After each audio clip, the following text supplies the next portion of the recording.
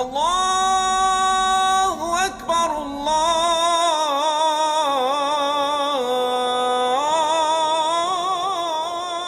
আকবার।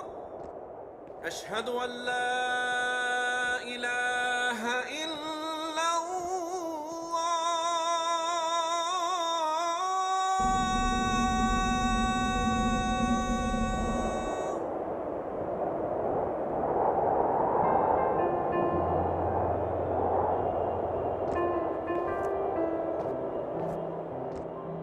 কলকাতা প্যান্ডোরার বক্সের মতোই পিকিউলিয়ার।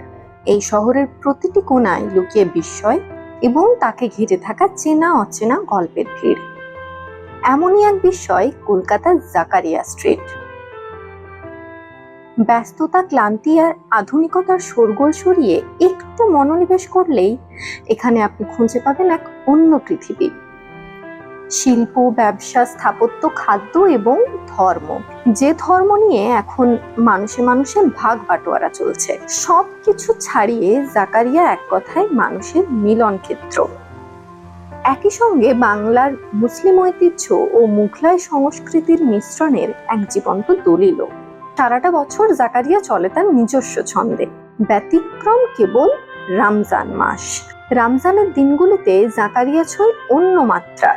জমকালো সাজ, রং বেরঙের আলোকসজ্জা, নানা ধরনের খাবারের প্রসার এবং মিঠে আতরের সুগন্ধি, সব মিলিয়ে জাকারিয়া তখন মর্তের নন্দনকানন।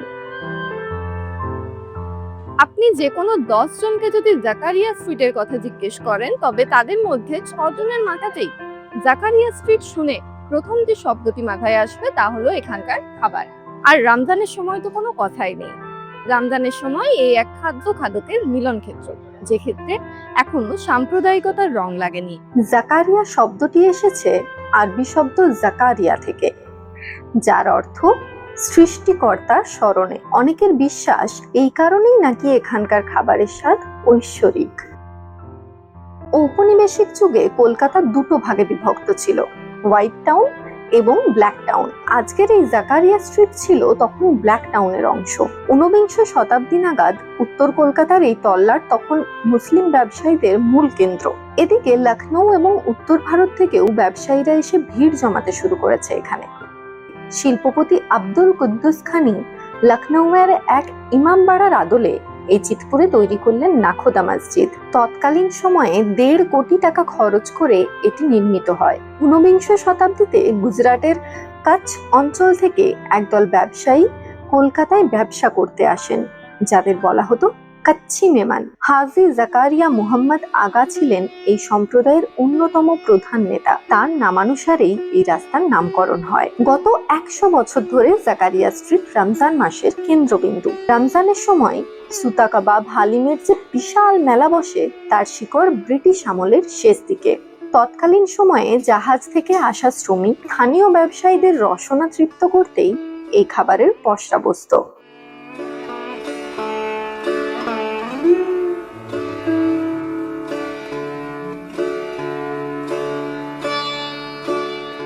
আমরা এখন দাঁড়িয়ে জাকারিয়ার ইসলামিয়া হোটেলের সামনে।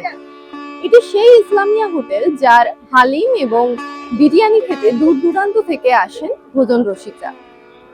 এত বিখ্যাত যার হালিম এবং বিরিয়ানি, তাদের সঙ্গে গপ্প না করলে একটু জানে? তাই চলুন ঢোকা যাক ভেতরে। হালিমের আদি উৎস হলো আরব্য খাবার হারিস। 10ম শতাব্দীর দিকে আরব্য সংকলন কিতাব আল তাবিখে এই খাবারের উল্লেখ পাওয়া যায়। তখন এটি গম, মাংস এবং কিছু মশলা দিয়ে দীর্ঘ সময় রান্না করে তৈরি করা হতো। ভারতীয় উপমহাদেশে হালিমের বিস্তার ঘটে মূলত মুঘল এবং হায়দ্রাবাদী নিজামদের হাত ধরে। सबसे ज़्यादा जो मसाला का ये काम है, ये 1 नंबर क्वालिटी का मसाला यहाँ पड़ता है। ये कितना हाईएस्ट दाम हो, मसाला में कमी नहीं होता, सब चीज़ 1 नंबर पड़ता है। यहाँ कारीगर भी है 1 नंबर, एक 9 बीफ का है, एक बीफ का, एक चिकन का, 3 कारीगर है यहाँ। तीनों 3 हिसाब से माल बनाते हैं। यहाँ का क्वालिटी सबसे अच्छा मिलेगा। यहाँ पर जितनी होटल है, सबसे अच्छा क्वालिटी यहाँ का मिलेगा।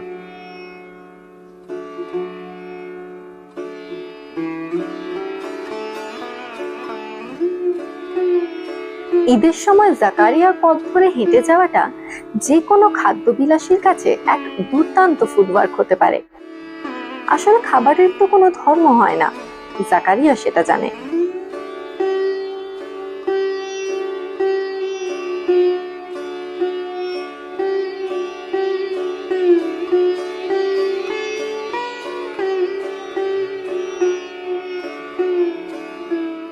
আমার কাছে দুর্গাপুজোও যা, আমার কাছে ঈদও তা, আমার কাছে 25 ডিসেম্বরটাও তাই।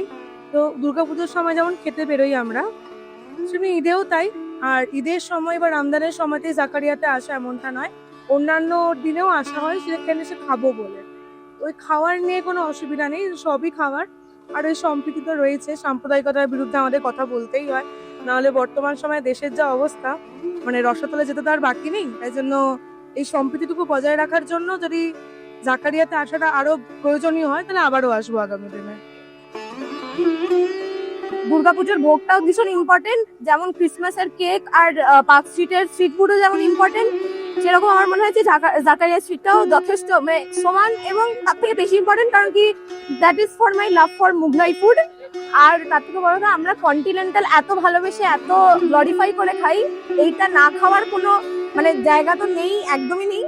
আর এইটা তো কলকাতার পার্ট, সব থেকে বড় কথা। এবং কলকাতা, যদি কলকাতার সবকিছু চিনতে হয় তাহলে এটা তো ভেরি নেসেসারি।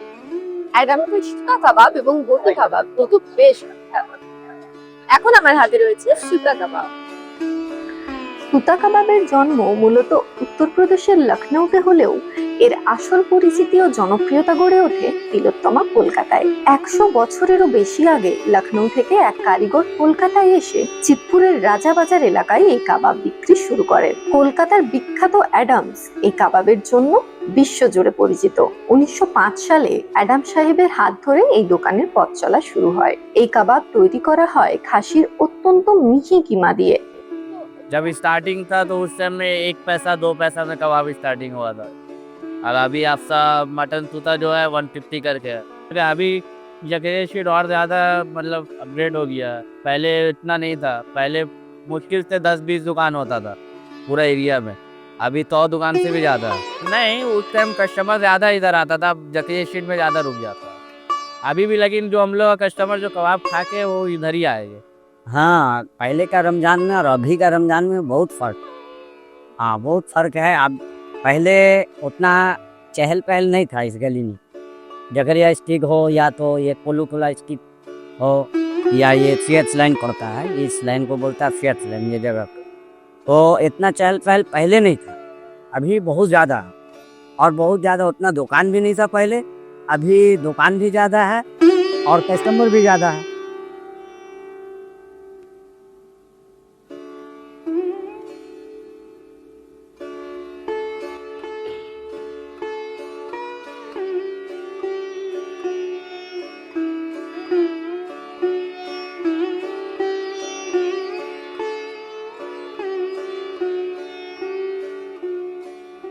এখন আমরা যেখানে আছি সেটি হচ্ছে দ্বিতীয়টি, দিলশাদের মালাই কাবাব, গুপ্তা কাবাব, দহি কাবাব, সুতা কাবাব সমস্ত রয়েছে এখানে।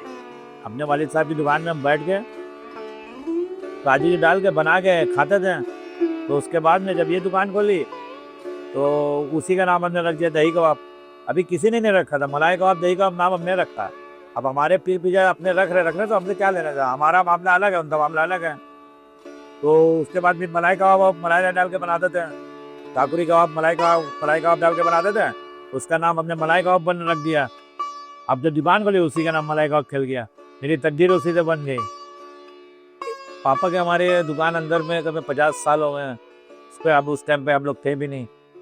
अब ये कि अपना किया, हम लोग क्या ज़्यादा बेचने की कोशिश नहीं करते, सिर्फ अच्छा बेचने की कोशिश करते हैं। आधा कस्टमर खाता, आधा वापस चला जाता, सिर्फ अच्छे की वजह से। उल्टा सीधा बेचेंगे, एक बार बदनामी होगी, दोबारा फिर वो बात नहीं आएगी। देखिए खुद ही अकेले करते हैं अपने हाथ से, दूसरे का काम उनको अच्छा नहीं लगता, साफ सफाई का नहीं रहता। अब अपने से करते, अपने से सब कुछ रहता। बस ये आज अच्छा भाई अच्छा बेचने की कोशिश करते तो ऊपर वाला उसको अच्छा कर देता है। बस गलत कोई चीज़ नहीं बिकेगी। ड्रामे देखिए दही कबाब है, खीरी कबाब है, सूता कबाब है, मलाई कबाब है, गलौटी भी है। अब अकेले आदमी कितना बना पाए, 2-4 आइटम बना के बेचते हैं। अब ज़्यादा आदमी रखें, तरह तरह के आइटम होने लगे, भाई अच्छा नहीं लगेगा। जो है प्रेम बस उसी भी खिला रहे हैं, अकेले जितना हो पाता क्या। बस ये ऊपर वाले का नजरिया, जिसके ऊपर हाथ दर्द है आप जितना अच्छा डालिएगा, ठीक है। अभी हम लोग बनाते हैं, हम लोग इसको कत्ते भी नहीं, सब ऊपर वाले के ऊपर छोड़ देते हैं।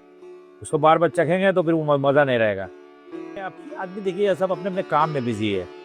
अभी ये सब मामले से भेदभाव भी आदमी बहुत कम निकल पा रहा है। पहले सही था, चहल पहल था। देखिए क्या होता है, अभी जो है आदमी अपने अपने काम में बिजी। ज़रूरी है अपने अपने काम में बिजी रहना। खाना तो जिंदगी भर का, लेकिन कमाना बहुत ज़रूरी है। आदमी बिजी अपने अपने घर से परेशान खुद है। जगह स्ट्रीट में देखिए आप, पहले जगह स्ट्रीट में बहुत भीड़ था, बीच में डाले लगते थे। अभी क्या सुकून है। अभी जगह स्ट्रीट में बीच से डाला हट गया, सुकून है। आराम से सब आदमी काम कर रहा। इसलिए रास्ते में चलने वाले को भी दिक्कत हो जाती थी। अभी क्या एकदम आराम है, आराम से आदमी खा रहा पी रहा चला जा रहा। देखिए जैसे लखनऊ में बिकता, अब जैसे हम बेच रहे हैं, ऐसा कहीं पे आपको नहीं मिलेगा। लखनऊ वाला जो बनाने आएगा वही मिलेगा। कुलचे का बनाने में जैसे लच्छे का मैदा रखता है, ऐसे कुलचे में घी पड़ता, एकदम सॉफ्ट रहता, हंसते की तरीके से। आजा की तरीके से नहीं तोड़िए वैसा हो जाता, वैसा हो रहता। बलौटी भी, शेमाल भी आपको ऐसे मिलेगा, नहारी भी आपको लखनऊ कैसे मिलेगी। बस जितना थोड़ा बना पाते उतना ही बनाते। अकेले क्या करेगा आदमी। वो खाने बेचने वाले से ज़्यादा तजुर्बा खाने वाले को होता है। वो समझ जाएगा कहाँ का खाना क्या अच्छा है। बना तो कोई भी सकता, बोले हम अच्छा बनाते हैं, ऐसा नहीं है। जब पब्लिक अच्छा बोलेगा उसको अच्छा बोलते हैं। ठीक है, रमजान का मामला ये है कि सब नया नया आइटम खाने को मिलता है। ठीक है, रमजान में जो भी आप खा लिए हजम है, या हमारा काश का आदमी खाने वाला हो, दूसरा काश का खाने वाला, सबको हजम है। अभी देखिए आप तरबूज, चना, ये नहारी यारी सब खाइए, सब हजम है। और बाद में आप खाइएगा आपको हजम नहीं हो पाएगा। ये बरकती महीना है, सब कुछ हजम हो रहा है। जो चीज़ अच्छा होने वाला अल्लाह और अच्छा कर देता उससे।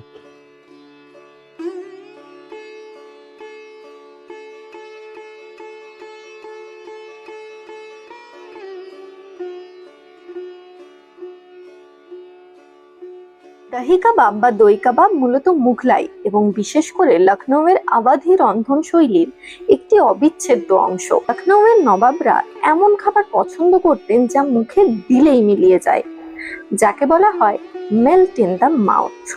বাবুর্চিরা হাঙ্কার্ড বা জল ছড়ানো দই নিয়ে পরীক্ষা নিরীক্ষা শুরু করেন। এই নরম ও মখমলে টেক্সচারটি ছিল আবাধি আভিজাত্যের প্রতীক। 18 শতকের লখনৌয়ের নবাব আসাফউদ্দৌলা ছিলেন ভোজন রসিক। তিনি তার খাস বাবুর্চিদের এমন একটি কাবাব তৈরি করতে বলেন যা চেবানোর প্রয়োজন হবে না। হাজি মুরাদ আলী কাবাবটি তৈরি করেন।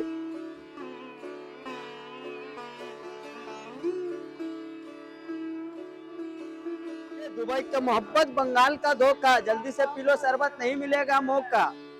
ये देखो हम 3 साल दुबई के अंदर शेखों का बीच में रह के इधर आए, फिर क्लास लेके मैं इधर दुकान खोली।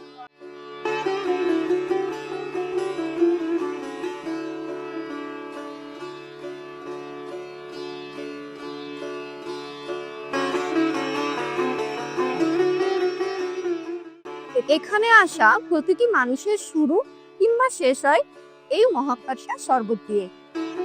এই শরবত যতটা মিঠা ঠিক ততটাই মিষ্টি এখানকার মানুষের সৌভাগ্য। ঈদের চাঁদ আকাশে ওঠা এখন শুধু সময়ের অপেক্ষা। তাই ইনস্টিটিউটের পক্ষ থেকে আপনাদের সকল দর্শককে ঈদ মোবারক এবং ভালোবাসা ফ্রম জাকারিয়া।